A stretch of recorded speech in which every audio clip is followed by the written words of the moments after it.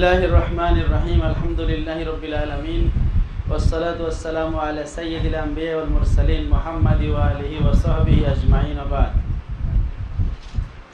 আমরা আছি সহিহ বুখারীর কিতাবুত তাফসীর, আজকে শেষ দর্স,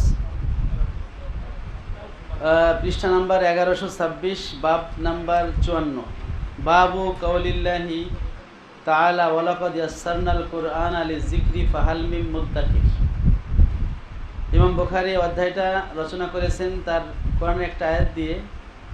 আল্লাহ তাআলা বলেছেন ওয়ালাকাদ ইয়াসসারনাল কুরআন, আমি কোরআনকে সহজ করে দিয়েছি, লিযিকর স্মরণ রাখার জন্য, ফাহাল মিন মুদ্দাকির আছে কি কোনো উপদেশ গ্রহণকারী।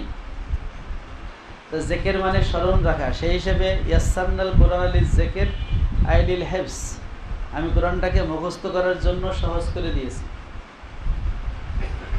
এই জন্য কোরআন শরীফ একজন হাফেজ এ মাথা থেকে ও মাথা মুখস্থ শোনাইতে পারে, কিন্তু অন্য কোনো বই এ মাথা থেকে ও মাথা মুখস্থ করে শোনাইতে পারে না, কারণ তাল বেতাল নাই। কিন্তু কোরআনের মধ্যে আল্লাহ সেটা সহজ করে দিয়েছেন, এই যে কোরআনটা মানুষ পায়।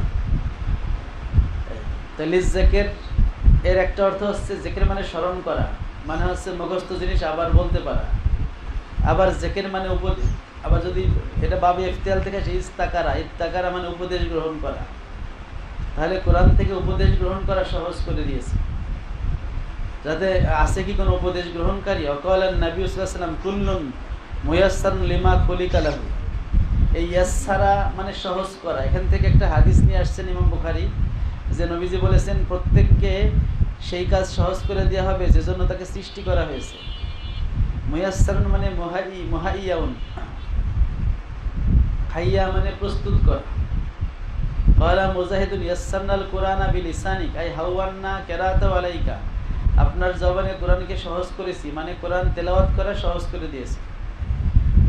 আর কুল্লুন মুয়াসসারুন লিমা খুলিকা লাহুর অর্থ হলো, আল্লাহ যাকে জান্নাতের জন্য সৃষ্টি করেছেন জান্নাতের কাজ করা তার জন্য সহজ, যাকে জাহান্নামের জন্য সৃষ্টি করেছেন জাহান্নামের কাজ করা তার জন্য সহজ করে দিয়েছেন। অবি ক্বালা হাদ্দাসানা আবু মামারিন ক্বালা হাদ্দাসানা আব্দুল ওয়ারিসি ক্বালা হাদ্দাসানা ইয়াজিদ ক্বালা হাদ্দাসানি মুতারিফ ইবনে আব্দুল্লাহ আন ইমরানা ক্বালা কুলতু ইয়া রাসূলুল্লাহ সাল্লাল্লাহু ফিমা ইয়ামালুল আমিলুন, আমলকারীরা কোন প্রেক্ষিতে বা কিভাবে আমল করে, মানে যারা আমল করে ভালো বা খারাপ এরা কিভাবে করে। ক্বালা কুল্লুন মুয়াসসারুন লিমা খুলিকা লাহু, প্রত্যেককে সেই আমল করাই সহজ করে দেওয়া হয় যে জন্য তাকে সৃষ্টি করা হয়েছে।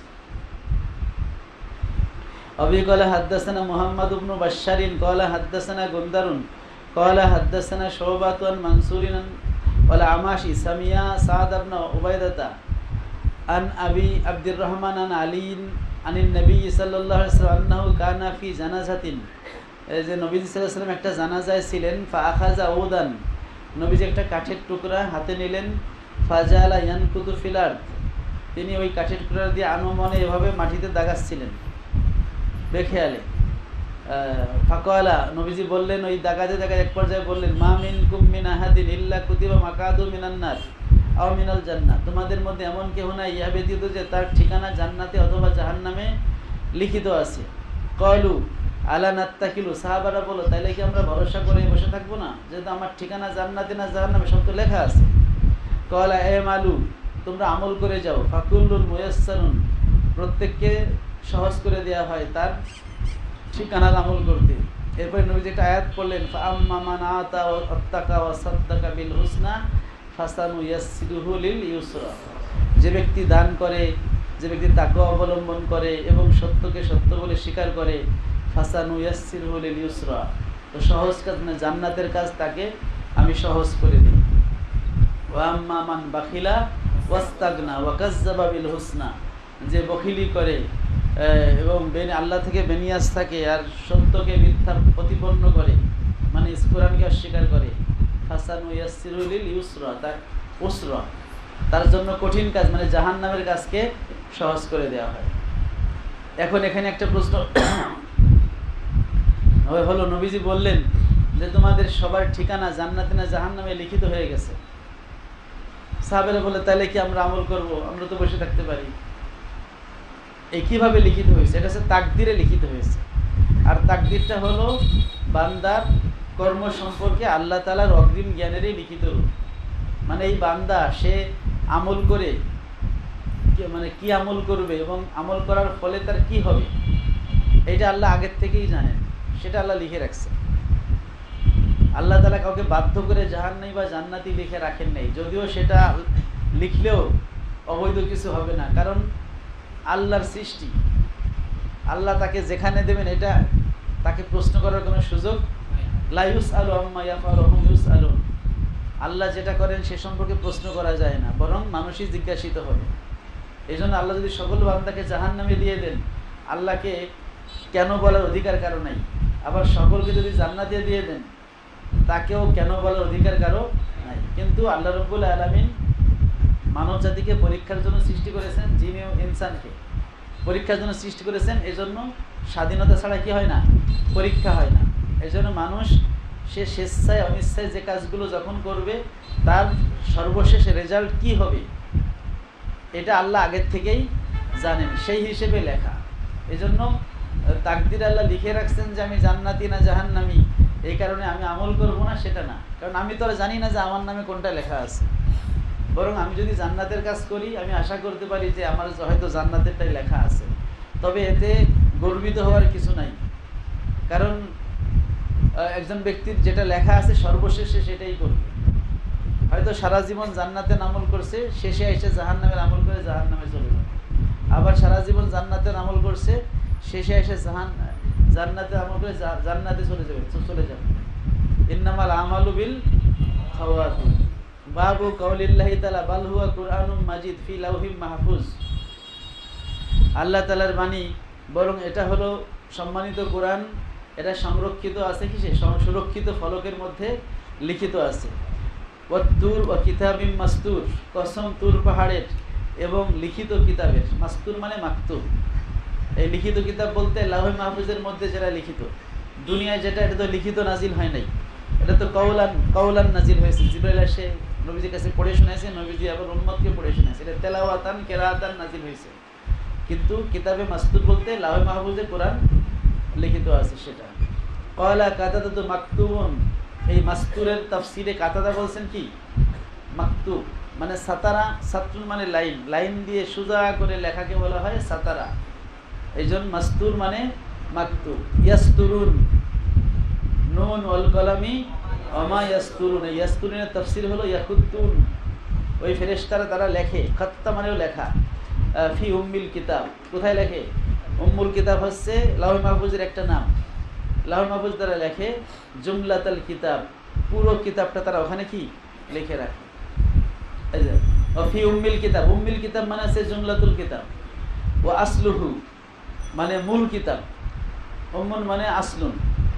এরপর আছে কোরআনের আয়াত মা ইয়ালফিজু মিন কাউলিন ইল্লা লাদাইহি রাকিবুন আতীদ, তারা মুখ থেকে যে কথাই বের করে না কেন সেটা গ্রহণ করার জন্য একজন ফেরেশতা সেখানে কি থাকে, উপস্থিত থাকে। এই ইয়ালফিজু মানে ইয়াতাকাল্লামু, মা ইয়াতাকাল্লামু মিন শাইইন, মানুষ কথা বলে না কোনো কিছুই, ইল্লা কুতিবা আলাইহি, এটা তার পক্ষে বা বিপক্ষে লিখে রাখা হয়। ওয়াকাল ইবনু আব্বাস ইয়াকতুবুল খায়রা ওয়াশ শাররা, ইবনে আব্বাস বলছেন যে ফেরেশতারা কি লেখে, ভালোটাও লেখে মন্দটাও লেখে। ইউহাররিফুনা, কোরআনে আছে ইউহাররিফুনাল কালিমা মাওয়াদিহি, ইউহাররিফুনা মানে হলো ইউজাইয়িলুনা, তারা সরিয়ে দেয়। ফালাইসা আহাদুন ইউজিলু লাফজা কিতাবিম মিন কুতুবিল্লাহ, আল্লাহর কিতাবসমূহ থেকে কোনো কিতাবের শব্দ কেউ সরাতে পারে না। ওয়ালাকিন্নাহুম ইউহাররিফুনাহু, বরং তারা তাহরিফ করে। ইয়াতাআওয়ালুনাহু আলা গায়রি তাবিলিহি, তারা বেঠিক ব্যাখ্যা করে, মানে অবান্তর ব্যাখ্যা করে, যেটা সঠিক ব্যাখ্যা না সেই ব্যাখ্যা করে। দেরাসাতিহিম, কোরআন শরীফে আছে আন দেরাসাতিহিম, এই দেরাসাতিহিম মানে তেলাওয়াতিহিম, কোরআন তেলাওয়াত করা। ওয়াইয়া উজুনুন ওয়াইয়া, ওয়াইয়া মানে হাফেজা, সংরক্ষণকারী। ও তাইয়াহ আয় তাহফাজুহা, এটা কোরআন শরীফের বিভিন্ন শব্দের ব্যাখ্যা ইমাম বুখারী করেছেন। ওয়া ওহিয়া ইলাইয়া হাযাল কুরআনু, আর আমার কাছে ওহী করা হয়েছে এই কোরআনকে, লিউনজিরাকুম বিহি, যাতে আমি তোমাদেরকে কি দেখাতে পারি, এই কোরআন দ্বারা ভয় দেখাতে পারি। ইয়ানি আহলা মক্কায়, উনজিরাকুম, এই কুম দ্বারা কি উদ্দেশ্য, আহলা মক্কা। ওমান বালাগ, এবং এই কোরআন যার কাছে পৌঁছবে, আই হাজাল কোরআন ফাহুয়া লাহু নাজির, এই কোরআন কিয়ামত পর্যন্ত যার কাছে পৌঁছবে কোরআনটা তার জন্য কি হবে? নাজির বা সতর্ককারী হিসেবে গণ্য হবে। আচ্ছা, তো কোরআনের এই যে বিকৃত ব্যাখ্যাকে বলা হয় তাহারিফ। ইদানিং অনেক তাহারিফ শুরু হয়েছে। একজন বলে কোরআন শরীফে নাকি ভোট দেওয়ার কথা আছে। উত্তরবঙ্গের এক মৌলানা কইতেছে অমাইয়াশফা শাফাআতান হাসানাতান, এই আয়াতে কি যে কথা বলা হয়েছে? এই দেশে ভোট দেওয়া মানে হচ্ছে যোগ্য প্রার্থীকে ভোট দিতে হবে আর অযোগ্য প্রার্থীকে ভোট দেওয়া যাবে না, এইটা প্রমাণ করছে। এইগুলো হচ্ছে কোরআনের বিকৃত ব্যাখ্যা। এই শাফাআতে হাসানা এই আয়াতের ব্যাখ্যা হাদিসে আছে। রাসূল পাক সাল্লাল্লাহু আলাইহি ওয়াসাল্লামের কাছে যখন কোনো ব্যক্তি কোনো দান চাইতে আসতো তখন নবীজি বলতেন ইশফাউ তুজারু, তোমরা হচ্ছে সুপারিশ করো, তোমরা সওয়াব পাইবা। যে ইয়া রাসূলুল্লাহ ওকে একটু বেশি বেশি দিয়ে দেন, এভাবে তোমরা বলবা, কারণ আল্লাহ যেটা বাজেট রাখছে ওটাই আমার হাত দিয়ে বের হবে, ওটাই আমার জবান দিয়ে বের হবে, আল্লাহ যেটা বাজেট করছেন। কিন্তু তোমরা যদি একটু সুপারিশ করো তাহলে তোমরা, এই জন্য ভালো কাজে সুপারিশ করা এটা ভালো, আর যদি খারাপ কাজ হয় খারাপ কাজে সুপারিশ করা খারাপ। ঠিক আছে, এটা এই হাদিসটা এই আয়াতের ব্যাখ্যা, এবং এই হাদিসেই খাস না, এছাড়া আরও আমভাবে আরও যত ভালো কাজ আছে সে কাজে সুপারিশ করা। কিন্তু একজনকে ভোট দিলাম সেটা সুপারিশের মধ্যে পড়বে না, সেটা এইভাবে না, এটা এক প্রকার বিকৃত ব্যাখ্যা। এটা আরও অনেক ব্যাখ্যা চলতেছে কোরআন নিয়ে বর্তমানে। অকাল আলী খালিফাতু হাদ্দাসানা মুতামিরুন ক্বালা সামিউতু আবি আন কতাদাতা আন আবি রাফিন আন আবি হুরায়রাতা আনিন নবী সাল্লাল্লাহু আলাইহি ওয়াসাল্লাম ক্বালা লাম্মা কাদাল্লাহুল খালকা, যখন আল্লাহ রাব্বুল আলামিন মাখলুক সৃষ্টি করার সমাপ্ত করলেন, কাতাবা কিতাবান ইনদাহু, তিনি একটা কিতাব তার কাছে লিখে রাখলেন। সেটা কি রাখলেন? গলাবাত আও কলা সাবাকাত, যে বিজয়ী হয়েছে রাহমাতি আমার রহমাত, গদাবি আমার রাগের উপরে, অহুয়া ইনদাহু ফাওকাল আরশ, এই যে কিতাবটা, যে কিতাবের মধ্যে আল্লাহ রাব্বুল আলামিন এই কথাটা লিখে রাখছেন, মানে লাউহে মাহফুজে লিখে রাখছেন যে আমার দয়া সবসময় আমার রাগের উপর প্রাধান্য পাবে, এটা কোথায় আছে? অহুয়া ইনদাহু ফাওকাল আরশ, সেটা আরশের উপরে, আল্লাহর কাছে সেটা আরশের উপরে আছে। মানে লাউহে মাহফুজের উপরেই, এক পাশে লাউহে মাহফুজের ডান পাশে এখানেই হলো লাউহে, কি বলে, আরশের উপরেই লাউহে মাহফুজ স্থাপিত। তো এই জন্য বলছে যে এটা হচ্ছে আরশের উপরেই আমার কাছে এটা আছে। কারণ আল্লাহর কাছে থাকা এর মানে এটা না যে আল্লাহ তাআলা আরশের উপরে অবস্থান করতেছেন আর তার কাছে ওটা আছে। এই ইন্দা শব্দটা সবসময় মাকান বোঝায় না। এটা মাকান, যেহেতু আল্লাহ তাআলা মাকানের ঊর্ধ্বে, স্থানের ঊর্ধ্বে, এটা অকাট্য দলিল দ্বারা প্রমাণিত, তাহলে এখানে মাকানের অর্থ নেওয়ার সুযোগ নেই। আর কোরআনে এবং হাদিসে অনেক জায়গায় ইন্দা শব্দ ব্যবহার হয়েছে মাকান ছাড়া। যেমন এক হাদিসে আছে, সহিহ বুখারীতে আছে, আনা ইন্দা জান্নি আবদি বি, আমি আমার বান্দার, আমার সম্পর্কে আমার বান্দার ধারণার কাছে। তো ধারণা তো কোনো জায়গা না যে তার কাছে থাকা যায়। তাহলে ইন্দা শব্দটা মাকান এবং গায়রে মাকান উভয় জন্যই ব্যবহার হয়। তো যেহেতু আল্লাহ তাআলা মাকান থেকে ঊর্ধ্বে, তাহলে আল্লাহর শানে ইন্দা শব্দের ব্যবহার এটা মাকানের অর্থ দিবে না।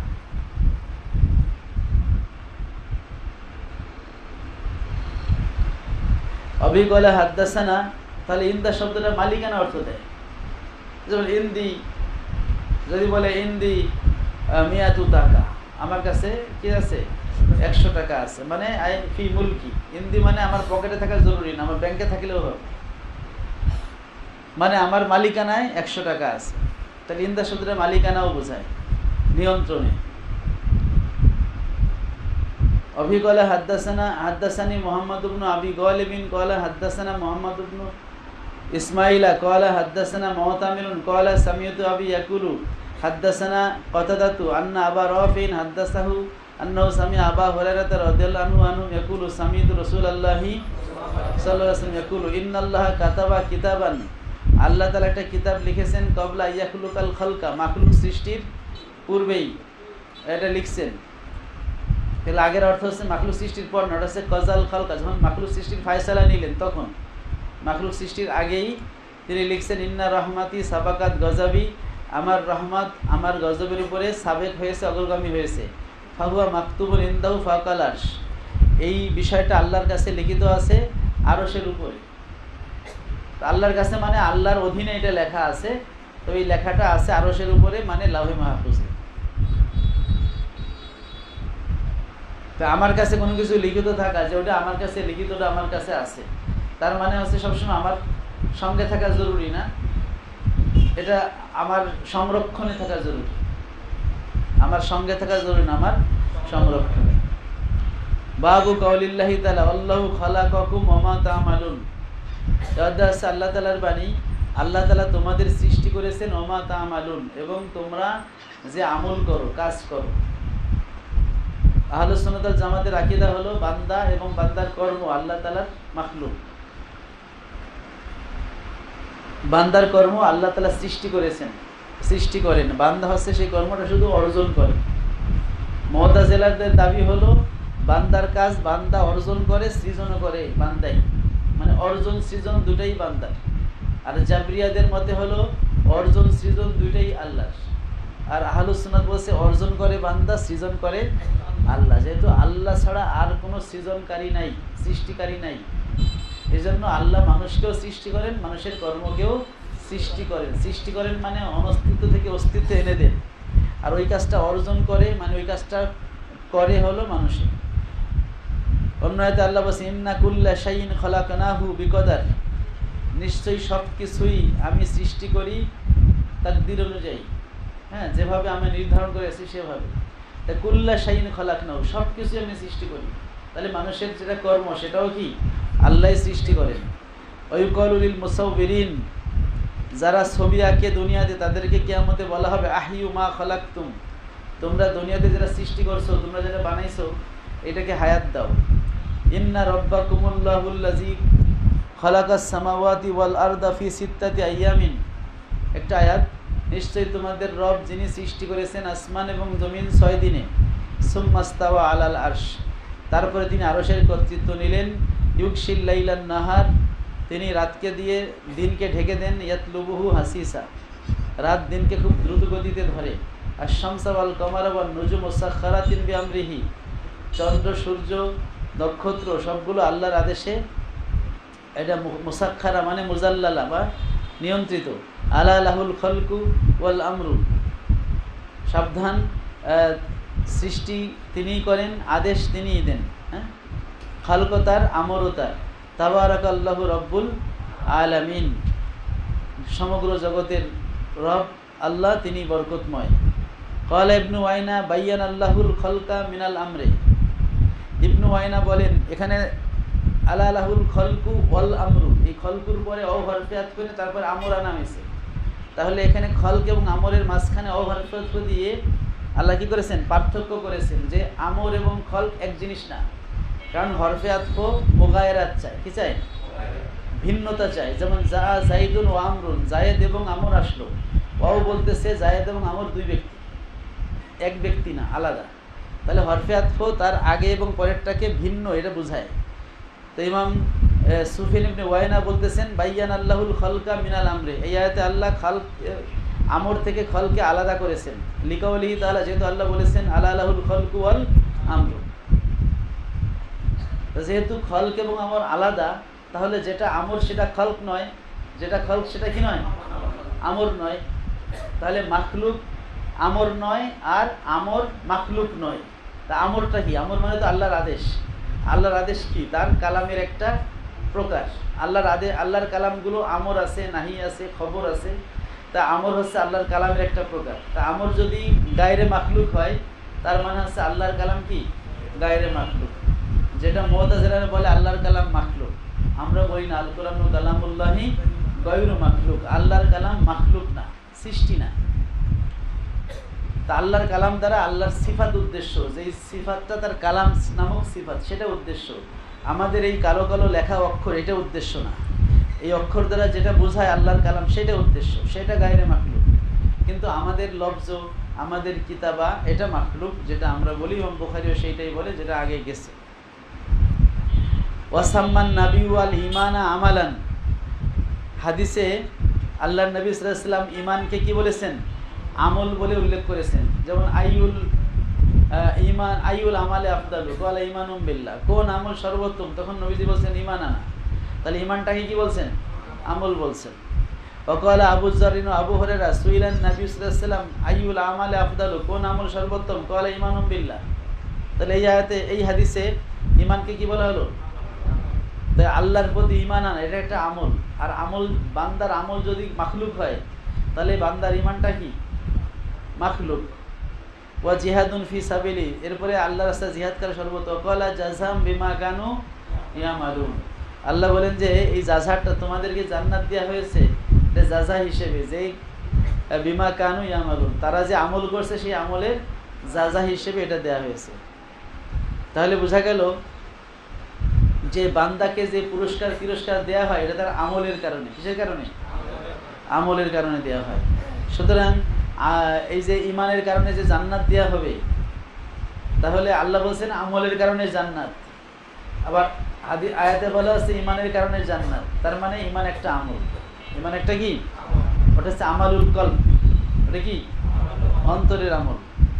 ওয়াকালা ওয়াফদু আব্দুল কাইস লিন নবী সাল্লাল্লাহু আলাইহি ওয়াসাল্লাম, আব্দুল কাইসের প্রতিনিধি দল নবীজিকে বলেছিলেন মুর নবী জুমালিম মিনাল আমরে, আমাদেরকে একগুচ্ছ আদেশ করুন, ইন আমিলনা বিহা দাখালনাল জান্নাহ, যদি সেইগুলো আমরা আমল করতে পারি আমরা জান্নাতে যাব।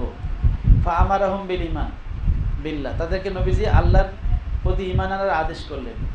তারা বলল আমাদেরকে আমল দিন, যেগুলো আমল করে জান্নাতে যাব। নবীজি বলেন ঈমান আনো। তাহলে ঈমানটা একটা আমল। ওয়া শাহাদাতি, এবং কালেমা শাহাদাতের হুকুম দিলেন। ওয়া ইকামাতিস সালাত ওয়া ইতাইজ যাকাত, এগুলোকে নবীজি আমল হিসেবে ফাজালা জালিকা কুল্লু আমালান। ইমাম বুখারী বলেন এগুলো সবগুলোকে নবীজি আমল বানায় দিলেন। আচ্ছা, অর্থাৎ ইমাম বুখারী রাহমাতুল্লাহ এই অধ্যায়ে প্রমাণ করতে চাচ্ছেন যে মানুষের আমলটা কি? মাখলুক। মানুষের আমলটা মাখলুক। সুতরাং এর আগের অধ্যায় গেছে যে নামাজ, এর মধ্যে কি আছে? সূরা ফাতিহা আছে। কারণ লা সালাতা ইল্লা বিফাতিহাতিল কিতাব, সূরা ফাতিহা ছাড়া নামাজ হবে না। তাই সূরা ফাতিহার মধ্যে আমরা কি করি? নামাজে কোরআনটা তিলাওয়াত করি। আর নামাজকে বলা হয়েছে আমল। তাহলে নামাজ যদি আমল হয় তাহলে নামাজ মাখলুক, অথচ নামাজের মধ্যে তেলাওয়াত আছে, তাহলে তেলাওয়াত মাখলুক। কিন্তু তেলাওয়াত দ্বারা যেটা মাতলু হয়েছে আল্লাহর কালাম, সেটা গায়রে মাখলুক। ঠিক আছে? ওরকম আল্লাহর কালাম গায়রে মাখলুক, এটা বোঝানোর জন্য সুফিয়ান ইবনে ওয়াইনার মতামত আনছেন যে উনি বলছেন খালক এবং আমর আলাদা করছেন। তাহলে আমর হচ্ছে আল্লাহর কালামের একটা প্রকার। তাহলে আল্লাহর কালাম খালক থেকে আলাদা করছেন, মানে আল্লাহর কালাম মাখলুক নয়। কিন্তু আল্লাহর কালাম দিয়ে আমরা যে উচ্চারণটা করি, আমাদের উচ্চারণটা মাখলুক। কারণ আমরা মাখলুক, আমাদের কর্ম মাখলুক। তা আমাদের উচ্চারণ তো আমাদের কর্ম, তাই না? কারণ আমাদের কর্মের বিনিময়ে তো আমাদের জাযা দেওয়া হবে। তাইলে কোরআন তেলাওয়াতে তো আমাদের জাযা দেওয়া হয়। তাহলে কোরআন যদি আমাদের কর্ম না হয় তাহলে আমাদের জাযা কিভাবে দেন? তো যেহেতু কোরআন তেলাওয়াতের বিনিময়ে আমাদেরকে আল্লাহ 10টা নেকি দেন, তার মানে কোরআন তেলাওয়াতটা আমাদের কর্ম। আর আমাদের কর্ম যদি মাখলুক হয় তাহলে কোরআন তেলাওয়াতটা মাখলুক, কোরআনটা মাখলুক না। মানে আল্লাহর কালাম মাখলুক না, কিন্তু আল্লাহর কালামের যে উচ্চারণটা আমরা করি, আমাদের লফজটা মাখলুক। মালফুজটা কি না? লফজ এবং মালফুজের পার্থক্য নিয়ে আমরা কথা বলছি ক্লাসে, আগের ক্লাসগুলোতে বলছি যে মালফুজ হলো যা উচ্চারণ করি, লফজ হলো উচ্চারণ। আমি যে বললাম যে আজকের সংগ্রাম স্বাধীনতার সংগ্রাম, তো এটা কার কথা? হ্যাঁ, শেখ সাহেবের কথা। তাই এটা যদি শেখ সাহেবের কথা হয় বা বঙ্গবন্ধুর কথা হয়, তাহলে আমি যে কেবল চুপ করেছিলাম না, বলছি, তা আমার কথাটা গেল কই? প্যাস খাইল নাকি? এখানে আসলে দুইটা জিনিস আছে, একটা হলো লফজ, একটা হচ্ছে মালফুজ। লফজটা আমার, আমি যে কেবল বললাম এই লফজটা আমার ছিল, এই লফজের মাধ্যমে যেটা আমি উচ্চারণ করেছি মালফুজ, সেটা ছিল কার? শেখ সাহেব। এরকম আমরা যখন পড়ি আলহামদুলিল্লাহ রাব্বিল আলামিন, তেলাওয়াতটা আমার, মাতলুটা আল্লাহর কালাম, ওইটা ধরা ছোঁয়া যায় না। ঠিক আছে? তাহলে আমরা এই তেলাওয়াতের মাধ্যমে মাতলু হয়। আমরা যে একজন কারি সাহেবের তেলাওয়াত শুনি, এই শোনার মাধ্যমে মাসমু হয় আল্লাহর কালাম। সেমাটা মাখলুক কিন্তু মাসমুটা মাখলুক না। তেলাওয়াতটা মাখলুক কিন্তু মাতলু মাখলুক না। এই তেলাওয়াত মাতলুর মধ্যে পার্থক্য বুঝলেই মাসলাটা বোঝা হয়ে যাবে। এই জন্য আহলুস সুন্নাত ওয়াল জামাতের আকীদা হলো আল কোরআন কালামুল্লাহ গয়রু মাখলুক, কোরআনকে মাখলুক বলা যাবে না। আরেকটা প্রসঙ্গ এখানে ইমাম বুখারী নিয়ে আসছেন যে সুম্মাস্তাওয়া আলাল আরশ, আমরা এর ব্যাখ্যা আগে বলছি, সেটা আলাদা অধ্যায় আছে। ইস্তাওয়া শব্দের ব্যাখ্যাটা কি? তো ইস্তাওয়া শব্দের ব্যাখ্যা, এটাকে মুতাশাবি আয়াত ধরে অনেক ওলামায়ে কেরাম, পূর্বসূরি ওলামায়ে কেরাম এর ব্যাখ্যা করেন নাই। তারা বলছেন ইস্তাওয়াকে আমরা ইস্তাওয়া রেখে দেবো, এর ব্যাখ্যা আল্লাহ তাআলাই ভালো জানেন। আমরা বলবো দয়াময় আল্লাহ আরশে ইস্তেওয়া হয়েছেন, ইস্তের ব্যাখ্যা তিনিই ভালো জানেন। তবে যারা তাফবিদ করে তারা তানজিহ সহকারে তাফবিদ করে, মানে মাখলুকের সাথে সাদৃশ্য দিয়ে তারা তাফবিদ করে না, সাদৃশ্য মুক্ত অবস্থায় তাফবিদ করে। যে ইস্তেওয়া শব্দ মাখলুকের ক্ষেত্রে ব্যবহার হলে যে অর্থ, আল্লাহর ক্ষেত্রে সে অর্থ হবে না। আল্লাহর অর্থে যে কী অর্থ হবে আল্লাহই ভালো জানেন। আর যারা আরবি ভাষার ব্যাকরণ অনুযায়ী, আরবি ভাষার অভিধান অনুযায়ী অর্থ করেন, তারাও আল্লাহ তাআলা থেকে এই তাসবিহ দূর করার জন্য অর্থ করেন।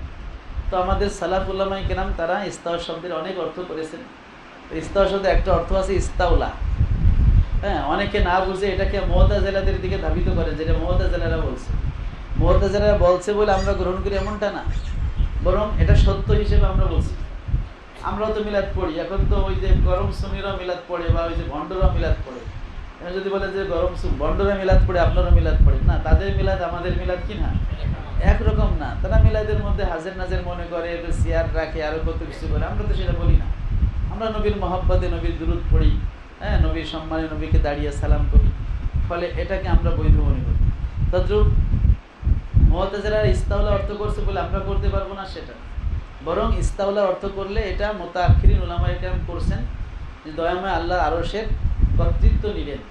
আসমান জমিন 6 দিনে সৃষ্টি করার পরে, আসমান জমিন সৃষ্টি করলেন পরে, এর আগে তো পানি সৃষ্টি করেছেন, পানির উপর আরশ সৃষ্টি করেছেন, এরপরে আসমান জমিন সব সৃষ্টি করলেন 6 দিনে, তারপরে তিনি আরশের কর্তৃত্ব নিলেন। কর্তৃত্ব তার আগেই আছে। কর্তৃত্ব কি? যেমন আল্লাহ তাআলার সকল সিফাতই অনাদি। তিনি যখন কোনো কিছু সৃষ্টি করেন নাই তখনও তিনি খালেক, যখন তিনি কোনো কিছুকে রিজিক দেন তখনও তিনি কি? রাজিক। যখন তিনি কোনো কিছুর কর্তৃত্ব নেন নাই তখনও তিনি মুস্তাউলি, কর্তৃত্বওয়ালা। কিন্তু কর্তৃত্বটা প্রকাশ পায় কখন? যখন কারোর পর তিনি কর্তৃত্ব খাটান। তা যখন তিনি আরো সৃষ্টি করলেন, আসমান জমিন সৃষ্টি করলেন, তখন তো কর্তৃত্ব খাটানোর প্রশ্ন আসলো। এই জন্য আমরা করি এই অর্থ যে আল্লাহ তাআলা আরশের কর্তৃত্ব নিলেন, মানে কর্তৃত্ব প্রকাশ করলেন, যদিও কর্তৃত্বের অধিকারী তিনি আগের থেকেই আছেন। আর যারা এখানে ইস্তাওয়া শব্দের প্রায় 16টা অর্থ আছে হাকিকাত মাজাজ মিলে, তার মধ্যে একটা অর্থ আছে জালাসা, বসা।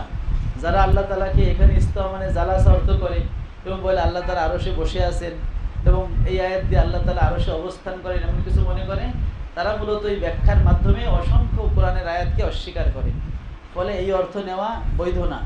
আর আল্লাহ তাআলা আরশে অবস্থান করেছেন, আরশে আছেন, এটা মূলত পূর্বসূরি বাতিলপন্থীদের আকীদা। কাররাইমাম, কাররামিয়া, মুজাসসিমা, মুশাব্বিহা, তারা এই বাতিল আকীদা পোষণ করত। এই জন্য আমরা আহলুস সুন্নাহ এই আকীদা পোষণ করি না। আমরা বলি আল্লাহু মুনাজ্জাহুন আনিল জিহাতি ওয়াল মাকান। আমরা বলি আল্লাহু কানা ওয়ালা মাকানা, আল্লাহনা কামা কানা।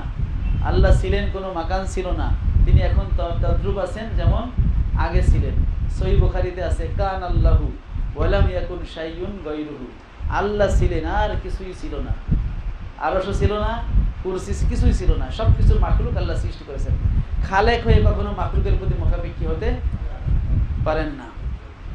আবি ক্বালা হাদাসানা আব্দুল্লাহ ইবনে আব্দুল ওয়াহাব ক্বালা হাদাসানা আব্দুল ওয়াহাব ক্বালা হাদাসানা আইয়ুব নবী কিলাবাত ওয়াল কাসিম আত-তামিমান জাহাদ মিন ক্বালা কানা বাইনা হাযাল হাইয় মিন জারমিন ওয়া বাইনাল আশারিনা বুদ্দুন ইখাউন। জাম গোত্র, এই জাম গোত্রের এই কবিলা এবং আশারীদের মাঝে একটা বন্ধুত্ব এবং ভ্রাতৃত্ব ছিল। কুন্না ইনদা আবি মুসা, আমরা এই জাম গোত্রের লোকেরা আমরা আবু মুসা আশারীর কাছে ছিলাম। ফাকুররিবা ইলাইহি তাআমুন, আবু মুসা আশারীর কাছে কিছু খাবার আনা হলো। ফিহি লাহমু দাজাজিন, যার মধ্যে কি ছিল? মুরগির গোশত। ইনদাহু রাজুলুম মিন বনি তাইমিল্লাহ, আর ওই সময় আবু মুসা আশারীর মজলিসে বনু তাইমিল্লার একটা লোক ছিল। কান্নাহু মিনাল মাওয়ালি, সে ছিল, মনে হয় সে ছিল মাওয়ালি মানে দাসদের অন্তর্ভুক্ত। ফাদাআহু ইলাইহি, আবু মুসা আশারী তাকে ডাকলেন খাবার খাইতে। ফাকালা, তিনি বলেন ইন্নী রাআইতু ইয়াকুলু শাইয়ান ফাকাজিতুহু, আমি মুরগিকে কিছু একটা খাইতে দেখছি, ময়লা খাইতে দেখছি, এ কারণে অপছন্দ করি, মুরগি খাই না। ফাহালাফতু আল্লাহ আকুলাহু, ওই লোকটা বলছে যে আমি ওই দিন কসম করেছি কখনো মুরগি খাবো না। ফাকাল্লা, তখন আবু মুসা বলেন হালুম্মা, তুমি আসো। ফালা উহাদ্দিসাকা আন যালিকা, এই সম্পর্কে তোমাকে একটা হাদিস শোনাবো। ইন্নী আতাইতুন নবী সাল্লাল্লাহু আলাইহি ওয়াসাল্লাম ফি নাফারিন মিনাল আশারিয়িন, আমি আশারি গোত্রের একদল লোকের মাঝে নবীজির কাছে আসলাম, নাস্তামিলুহু, বাহন চাইতে, যুদ্ধের জন্য যে আমাদের কিছু উট দেন, বাহন দেন। ফাকালা, নবীজি বলে, আল্লাহি লা আহমিলুকুম, আল্লাহর কসম আমি তোমাদের বাহন দেব না। ওমা ইনদি মা আহমিলুকুম, আমার কাছে এমন কিছু নাই যা তোমাদের, যাতে আমি তোমাদের বাহন যাই তোমাদেরকে বাহন হিসেবে দিতে পারি। ফাউতিয়ান নবী সাল্লাল্লাহু আলাইহি ওয়াসাল্লাম বিনাহাবি ইবিলিন, এরপর নবীজির কাছে কিছু গনিমতের উট আসলো। ফাসালা আন্না, তিনি আমাদের সম্পর্কে জিজ্ঞেস করলেন। ফাকাল আইনান নাফার আল আশারিয়ুন, আশারি দলটা কই? ফাআমারা লাহু বিজুদি বিখামসি জাউদিন গুররিজ জুরা, তখন নবীজি আশারিদের জন্য 5টা উটের অর্ডার দিয়ে দিলেন, যেগুলোর চুপগুলো সাদা ছিল। সুম্মা ইনতালাকনা, আমরা উট নিয়ে চললাম।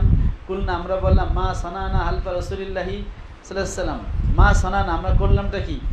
হালাফা রাসূলুল্লাহ সাল্লাল্লাহু আলাইহি ওয়াসাল্লাম আল্লাহ ইয়াহমিলানা, নবীজি কসম করেছিলেন যে আমাদের বাহন দেবেন না। ওমা ইনদাহু মা ইয়াহমিলুনা, আর তার কাছে ছিল না যাতে তিনি আমাদের বাহন হিসেবে কিছু দেন। সুম্মা হামালানা, তারপর আমাদের তিনি বাহন দিলেন। তাকাফফালনা রাসূলুল্লাহ সাল্লাল্লাহু আলাইহি ওয়াসাল্লাম ইয়ামিনাহু, আমরা আল্লাহর নবীর কসমকে এড়িয়ে গেলাম। আল্লাহ লা নুফলিহু আবাদান, আল্লাহর কসম আমরা সফল কাম হব না। ফারাজানা ইলাইহি, আমরা নবীজির কাছে ফিরে আসলাম। ফাকুলনা লাহু, তাকে বললাম। ফাকালা, নবীজি বললেন, লাস্তু আনা আহমিলুকুম, আমি তোমাদের বাহন দেইনি। ওয়ালাকিন্নাল্লাহ আমালাকুম, আল্লাহই তোমাদের বাহনের ব্যবস্থা করেছেন। ইন্নী ওয়াল্লাহি লা হালিফু আলা ইয়ামিনিন, বললেন আমি আল্লাহর কসম কোনো বিষয়ে কসম করি না।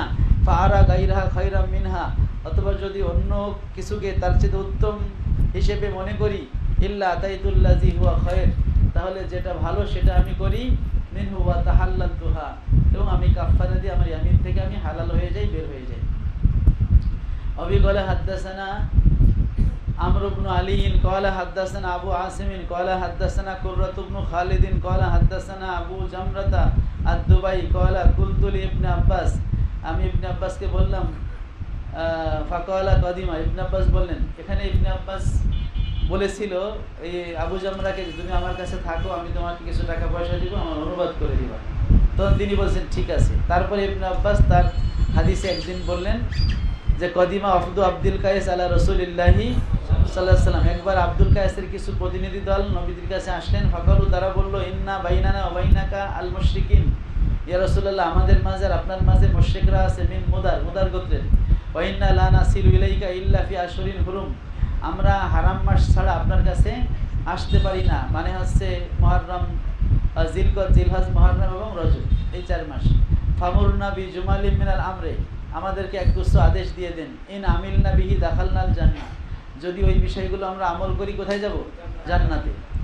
ওয়ানাদু ইলাইহা মান ওয়ারানা, আমাদের পিছনে যারা আছে এলাকায় তাদেরকে আমরা দাওয়াত দিব। ক্বালা আমুরুকুম বিআরবাইন, নবীজি বললেন তোমাদেরকে আমি 4টা আদেশ করব। তো তারা এই আমলগুলো চাইলো 2 উদ্দেশ্যে, নিজের আমল করে জান্নাতে যাবে এবং অন্যদের দাওয়াত দিবে। এজন্য ইলম শেখার উদ্দেশ্য 2টা হওয়া উচিত, নিজে আমল করা, অন্যদের ইলম শেখানো। ক্বালা, নবীজি বলেন, রাবি বলেন, ইবনে আব্বাস বলেন, নবীজি বলেছেন আমুরুকুম বি আরবাইন, তোমাদের আমি 4টা আদেশ দিচ্ছি। ওয়া আনহাকুম আন আরবাইন, 4টা নিষেধ করছি। আমুরুকুম বিল ইমানে বিল্লাহ, তোমাদের আমি আদেশ করতেছি আল্লাহর প্রতি ঈমান আনার জন্য। হাল তাদরুনা মাল ইমানু বিল্লাহ, তোমরা কি জানো আল্লাহর প্রতি ঈমান বলতে কি বোঝায়? আল্লাহর প্রতি ঈমান হলো শাহাদাতু আল্লা ইলাহা ইল্লাল্লাহ, আল্লাহ ছাড়া কোনো মাবুদ নেই, এই সাক্ষ্য দেওয়া। মুহাম্মদ ওয়া আশহাদু আন্না মুহাম্মাদুর রাসূলুল্লাহ, সেটাও অন্যত্র আছে, অন্য রিওয়ায়াতে। ওয়া ইকামুস সালাত, সালাত কায়েম করা। ইতাউ যাকাত, যাকাত দেওয়া। ওয়া তুতু মিনাল মাগনামিল খুমুসা, আর গনিমতের মাল থেকে তোমরা 5 রাষ্ট্রীয় কোষাগারে জমা দিবে। ওয়া আনহাকুম আন আরবাইন, তোমাদের নিষেধ করি 4টা বিষয় থেকে। লা তাশরাবু, তোমরা পান করবে না, ফিদ দুব্বা, লাউয়ের খোলসের পাত্রের মধ্যে। ওয়ান নাকির, এবং হচ্ছে খোদাই করা, কাঠের গোড়া খোদাই করে বানানো পাত্রের মধ্যে। ওয়াজ জুরুফাল মুজাফফাতরা, আর আলকাতরা দিয়ে লেপট দেওয়া যে পাত্র সেগুলোর মধ্যে। ওয়াল হান্তামা, এবং মাটির সবুজ কলসের মধ্যে। এই পাত্রগুলোর মধ্যে তারা হচ্ছে মদ বানাইতো, এবং এগুলোর মধ্যে দ্রুত মদ সাকরানিয়াতে চলে আসে। এই জন্য এই পাত্রগুলোর মধ্যে নবীজি যে কোনো কিছু পান করা নিষেধ করে দিলেন। অবশ্য এখন কোনো পাত্র নিষেধ না। পরে নবীজি বলেছেন, ইন্নালা নিয়াতা লা তুহারিমু শাইয়ান ওয়া লা তুহিল্লু, পাত্র কোনো কিছুকে হালাল হারাম করতে পারে না। তোমরা ফান্তাবিজু ফি কুল্লি বিয়াইন ওয়া লা তাশরাবু মুসকিরান, তোমরা আওকামা ক্বালা আলাইহিস সালাম, তোমরা যে কোনো পাত্রেই পানি পান মানে নাবিজ ভিজাতে পারো, তবে যদি সাকরানিয়াত চলে আসে সেই নাবিজ তোমরা খাবা না। তো 4টে বিষয় নিষেধ তো স্পষ্ট আসে। 4টে বিষয় আদেশ কি কি? তো একটা হলো ইমান বিল্লাহ, আল্লাহর প্রতি ইমান, এরপর আছে নামাজ পড়া, জাকাত দেওয়া, রোজার কথাও আছে অন্য হাদিসে, অন্য বর্ণনায়, আর গনিমতের মাল, 5/1 গনিমতের মালের 5/1 রাষ্ট্রীয় কোষাগারে জমা দেওয়া। মূলত এইগুলো নামাজ, জাকাত, এগুলো ছিল ইমান বিল্লাহর ব্যাখ্যা। হ্যাঁ, যে ইমান বিল্লাহর ব্যাখ্যা। তাহলে বাকি যদি ইমান বিল্লাহ একটা ধরা হয়, বাকি 4টা কি? তো রাবি হয়তো ভুলে গেছে বয়ান করতে, অথবা প্রয়োজন মনে করে নেই প্রসঙ্গত, অথবা ওই নামাজ, জাকাত, রোজা, গনিমতের মাল সবগুলো মিলেই 4টা। তো এখানে অবিকলে হাদ্দাসানা কোতাইবাতু কলা, এখানে যেটা মূল উদ্দেশ্য যে আমাদেরকে কিছু আমলের আদেশ করুন, যেগুলো আমল করে আমরা জান্নাতে যাব। ইমাম বুখারী দেখাইলেন নবীজি তাদেরকে ইমানের আদেশ দিয়েছেন, তার মানে ইমানও একটা আমল। অবিকলে হাদ্দাসানা কোতাইবাতু ইবনু সাঈদিন কলা হাদ্দাসানা লাইসু আন নাফি'in আনিল কাসিম ইবনে মুহাম্মাদিন আন আয়েশা আন্না রাসূলুল্লাহি সাল্লাল্লাহু আলাইহি ওয়াসাল্লাম কলা ইন্না আসহাবা হাযিহিস সুওয়ারি ওয়াজ-জাবুন, নিশ্চয়ই ছবির যারা মালিক আছে, তৈরি করে, তাদেরকে শাস্তি দেওয়া হবে ইয়াউমাল কিয়ামত, কিয়ামতের দিন। ওয়াইকালু লাহুম আহিয়ু মা খালাকতুম, বলা হবে তোমরা যা তৈরি করেছো সেগুলোকে হায়াত দাও, জীবন দাও। আর জীবনও দিতে পারবে না, তাদের শাস্তি দেওয়া হয়। তো ছবি বানানো এটা কবিরা গুনাহ, বিনা তার কারণে ছবি বানানো তো বৈধ না। মানে যেগুলো হচ্ছে ভাস্কর্য, সেটা তো চিরতরেই হারাম। যারা জিল আছে, মানে যেটা রাখলে ছায়া পড়ে, ভাস্কর্য। আর কাপড়ে যদি কেউ আঁকে, কাগজে আঁকে, সেটাও নিষেধাজ্ঞার মধ্যেই পড়বে। নবীজি কিন্তু পর্দাটা ছিঁড়ে ফেলছেন, যেটা আজকে পড়লাম, তাই না, যের মধ্যে ছবি ছিল। এই জন্য কাগজেও প্রিন্ট করা যাবে না। বর্তমানে মোবাইলের ছবির ব্যাপারে অনেকেই শীতলতা দেখায়, এগুলো বিনা ওজরে তোলা উচিত না, তাই না। তবে এগুলো যদি প্রিন্ট করা হয় তাহলে নিষেধাজ্ঞার মধ্যে নিশ্চিত চলে আসবে, ইখতিলাফ ছাড়া। বাবুন কিরাআতুল ফাজিরি ওয়াল মুনাফিক, পাপী ব্যক্তির কোরআন তেলাওয়াত করা বা মুনাফিকের কোরআন তেলাওয়াত করা। ওয়াসওয়াতুম ওয়া তেলাওয়াতুম লা ইউজাবিজু হানাজিরাহুম, তাদের কোরআনের আওয়াজ, কোরআনের তেলাওয়াত, এটা তাদের কণ্ঠনালীর নিচে যায় না। অবিকলা হাদ্দাসানা হুতবাত ইবনু খালিদিন কলা হাদ্দাসানা হাম্মামুন কলা হাদ্দাসানা কতাদাতু কলা হাদ্দাসানা আনাস ইবনু মালিক আন আবি মুসা আনিন নবী সাল্লাল্লাহু আলাইহি ওয়াসাল্লাম কলা মাসালুল মুমিন আল্লাযী ইয়াকরাউল কুরআন, ওই মুমিনের উদাহরণ যে হচ্ছে কোরআন পড়ে। কাল উতরুজ্জা, মাসালুল কাল উতরুজ্জা, সে আছে উতরুজ্জা ফলের মতো। তামুহা তয়্যিবুন ওয়া রিহুহা তয়্যিবুন, যেই ফলের স্বাদও ভালো আবার ঘ্রাণও ভালো। ওয়াল্লাযী লা ইয়াকরাউল কুরআন কাত্তামারা, আর যেই ইমানদার ব্যক্তি কোরআন পড়ে না, সে হলো খেজুরের মতো। তামুহা তয়্যিব ওয়া লা রিহা লাহা, খেজুরের স্বাদ ভালো কিন্তু খেজুরের কোনো ঘ্রাণ নাই। ওয়া মাসালুল ফাজির, আর যে পাপী বা মুনাফিক ব্যক্তি যে করে ইয়াকরাউল কুরআন, যে কোরআন পড়ে, তার উদাহরণ হলো কার রায়হানা ফুলের মতো।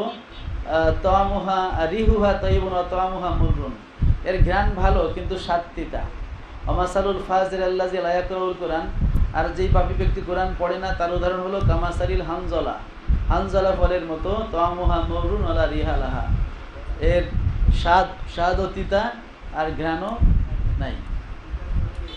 হ্যাঁ, কোনটা?